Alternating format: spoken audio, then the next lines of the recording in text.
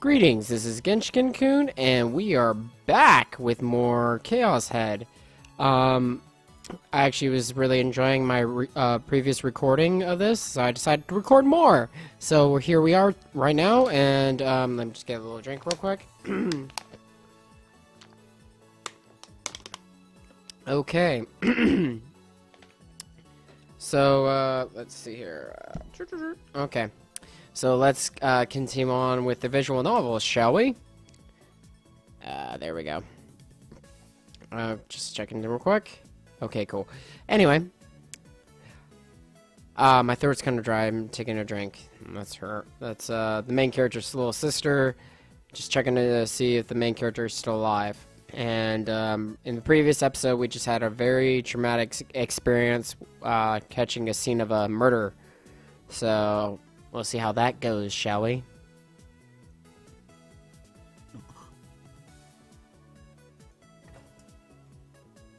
Advancing further and further into the room, Nanami opened the fridge without asking permission.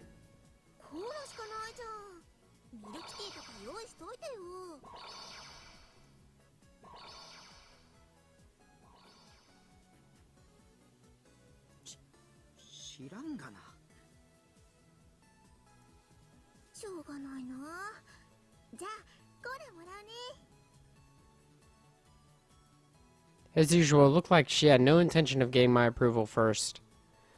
Taking a plastic bottle of Coke, one that, by the way, I drunk from earlier out of the fridge, she opened the lid and hesitated for a second and gulped it straight down. Whoa. Nanami's white throat rose and fell alluringly. I heard that sound of her swallowing. Oh no. Girls shouldn't drink straight from the bottle. How vulgar. Jeez, this is why Third Dimension is a piece of shit. Nanami stopped drinking and scowled. Was it my imagination or had her face turned faintly red?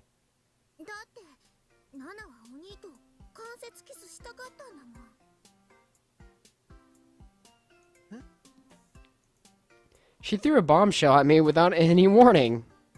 Her bearing was sulky, but she looked up at me through her eyelashes. Electricity shot through my entire body. I couldn't tear my sight away from my little sister's teary eyes. This is what a stunning classic eroge flag. I capture a related little sister. Ugh.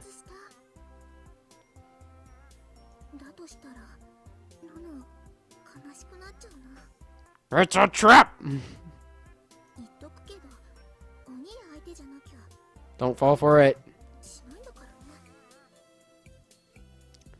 Nanami's voice gradually grew smaller and smaller.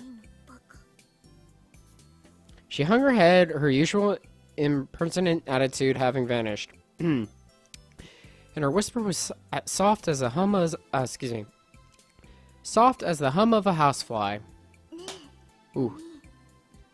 That scared me, my water bottle. Uh-oh. I caught my breath, but the saliva lay thick in my throat and I couldn't swallow well. Her words were driving me into a corner. I didn't fully understand what Nanami meant.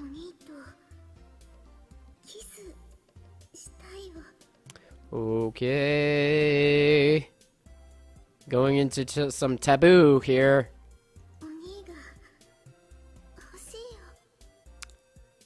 Yikes. Too close. Nanami took a little step toward me as I stood there motionless. Why, though? She was the same Nanami I always seen as being a babyish, runty brat. My heart was pounding incredibly hard now.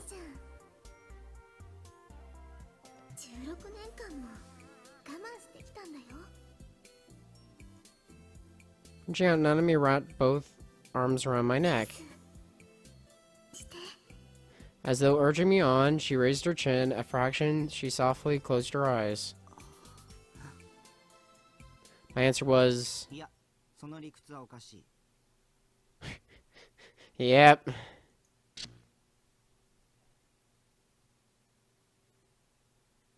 Jesus Christ! Though I imagined it myself, I snapped right out of it. I was deeply disgusted with myself. In other words, sick. I made myself sick. I gave the matter careful thought. If Nanami were my sister by adoption and possessed more of an enduring qualities you expect from a little sister, I might have ended up as one of life's winners.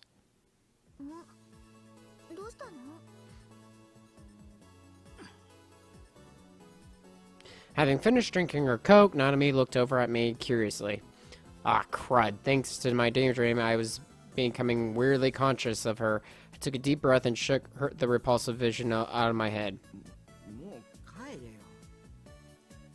She confirmed that I was still alive, so she had no reason to stay here. Why did she have to come into my room each and every time? It looked like my words had hurt her where it hurt. Glaring at me, she pouted. It would be a hassle to deal with her, so I looked away.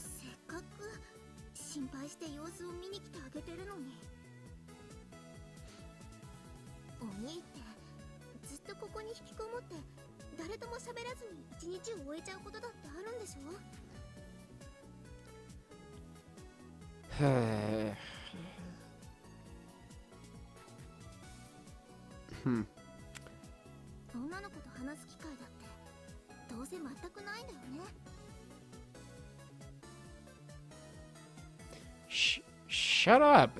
Stop jeering at me. I'm not into 3D girls, so there's no need for me to talk with them.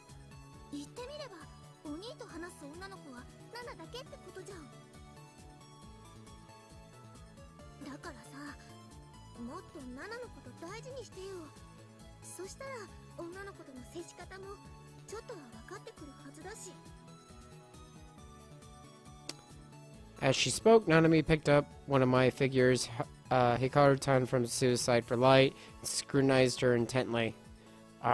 Don't unlaterally decide to touch one of my wives. I'll knock your lights out if you get fingerprints on her.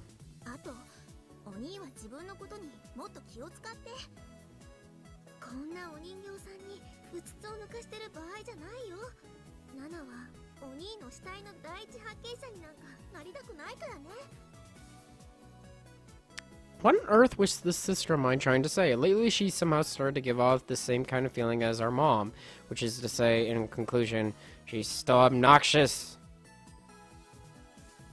Wait, excuse me, let me say that again. She's still obnoxious. There we go.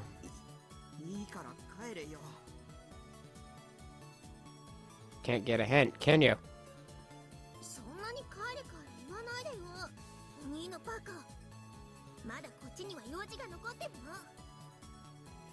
Oh, what? She was getting more and more hysterical. If I pissed her off any more than this, she'd go out of control. Chill out, self.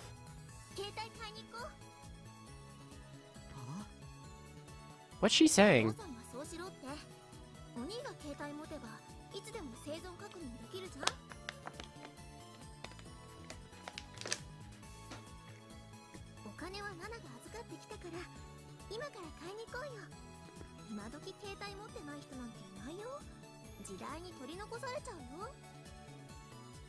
Shut up, you trend-chasing high school girl. You're much weaker than me when it comes to being informed. I got the net. Granted, it was a given for contemporary high schoolers to have cell phones, but I didn't own one. I didn't have any opportunities to use one. There was no one for me to call or text. I didn't want to spend money on something I wouldn't use. Nanami returned the figure to its shelf and peered at my face.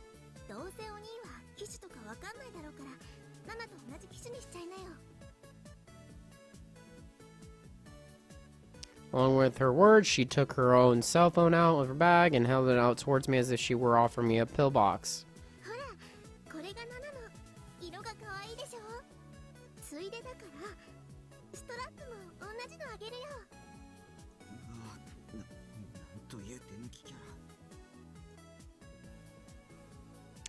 What dangled in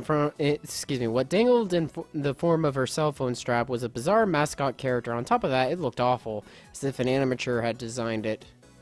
Dude, this wasn't anywhere near the level of lazily made or disturbing but cute.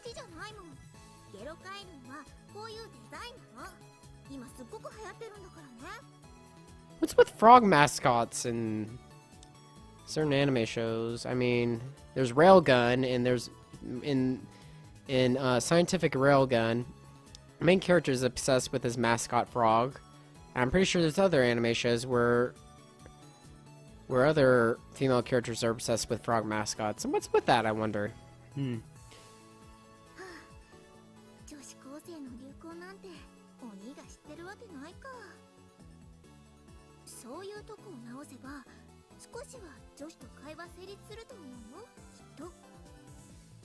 That's why I'm telling you to shut up, trend worshipper.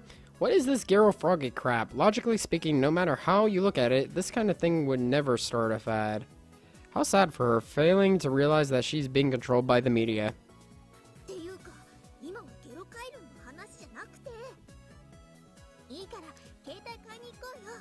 Okay, sure, whatever. Excuse me.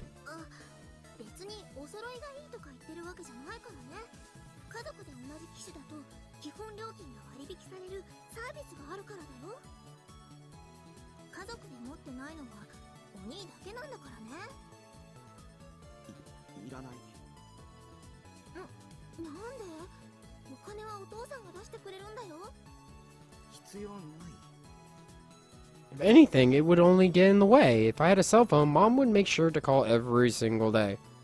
If I ignored her, she obviously sent Nanami out as her assassin again. In short, it turned into more of a hassle than it already was before, and I have to be even more careful. I couldn't put up with that.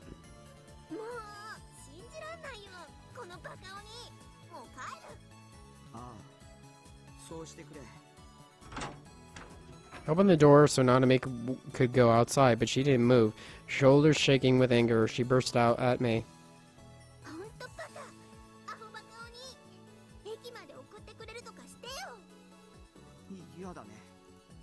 Why did I have to see her off today? I never done so any of the other odd times she dropped by.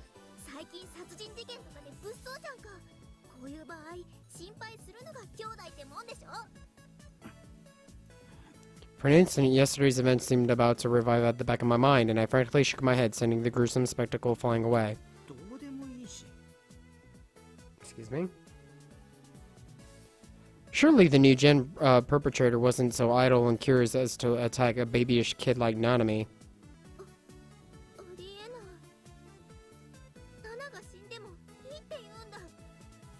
Ugh.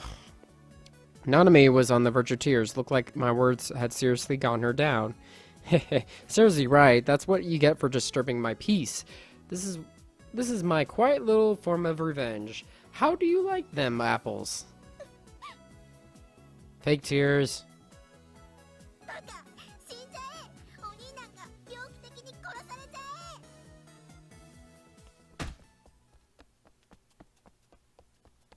Pelting me with those parting lines, Nanami pushed me out of the way and hurtled out of the room. Ah, the stormy period of time had finally come to an end. The room went silent as soon as Nanami left. Had to be like this, after all. That was my base. I couldn't let anything go on here that wasn't to my taste. Jeez, excuse me again.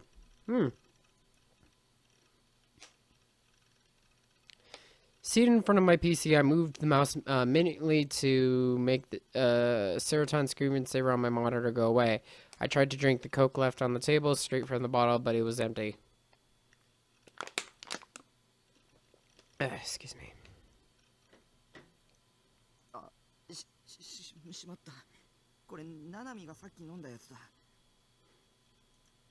Urgh, that sucks. I had an indoor kiss with my little sister.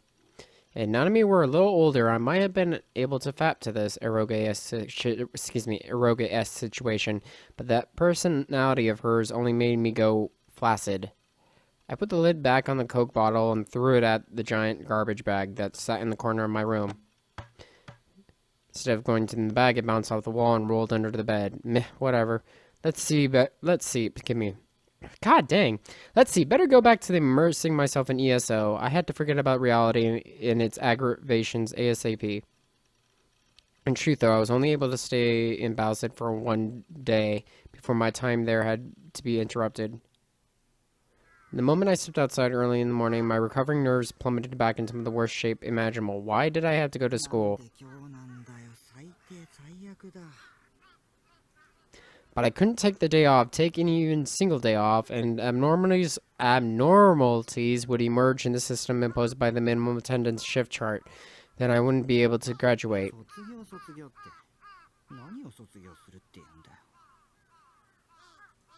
It was something I decided on myself, but I couldn't help griping about it. While passing through Chateau's high-class residential district, I came to an abrupt realization. For a while now, I've been sensing someone's gaze. Unusually, though, it wasn't God's gaze. My neck's muscles weren't growing twitchy. Ooh. Yeah, I saw that too. It was really brief. As I rounded the corner, I used my eyes alone to look behind me without turning my head. For a second, I glimpsed a girl wearing the Sumai uniform. Could it be the demon from the day before yesterday? I immediately lost my calm. My heart began beating wildly. A supreme tension controlled my movements, making me walk jerkily. The serene morning scenery metamorphosed, leaving me with the sense that everything around me was rejecting me.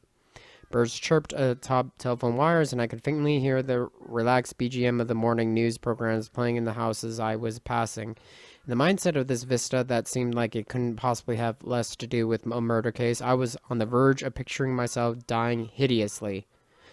Now get a grip. I hadn't clearly identified her face. Also, if she were if she were a Sumai student, it would be natural for her to keep following after me. Our destination was the same, after all. Okay, then. At a spot from which I could get to school simply by continuing straight ahead, I turned to the right instead. I was anxious about what might be behind me, but I fervently suppressed the urge to turn around and attempted to act natural as I carried out my plan. Heart pounding, I went on walking. After having continued for about a minute, I whipped back around with all my might. There she was again. Our eyes met. Our eyes were about to meet, so I hastily faced forward again. Why was she following me? This road was obviously the long way to school. In the end, was she really tailing me? In any case, I didn't recognize her face. The fact that she was wearing glasses made it instantly clear that she wasn't the demon from the day before yesterday. That alone was enough to make me feel relieved. At this rate, I might as well hurry up and head for school. I had to cancel my daily routine of eating breakfast in the park, but it couldn't be helped. To me, your existence is no more than the equivalent of passerby 1 or girl A, so don't stick your nose in my business. Girl A, who appeared to be tailing me, vanished at the school's entrance. It would seem that our final destinations differed. She had gone in the direction of the seniors' classrooms. Was the whole being tailed thing just a result of me overthinking everything? But there was undeniably something off about the fact that she followed me when I made a detour. Was she trying to torment me? Had I done something to earn her spite? No, I hadn't. There was no way I had. Since at school my existence is like air, then what could possibly be her goal? I somehow managed to while away time at school, though it caused me nothing but groggy. It caused me nothing, error, but groggy on my way back. I made my usual stop at cafe. Of course, my seat was in the booth called room 37. Though the private rooms were around me were normally empty, surprisingly enough, today was already someone nearby in room 36. The door setting in the room apart was closed. The illumination of the desk light leaked out from within. As I entered my room, I clicked my tongue a little. It'd be hard to chat and stuff with someone in a neighboring room, since I have a habit of inadvertently talking to myself. I feel your pain, bro. Well, no matter for the time being, I start by logging into ESO. There wouldn't be any problems if I took care not to talk out loud.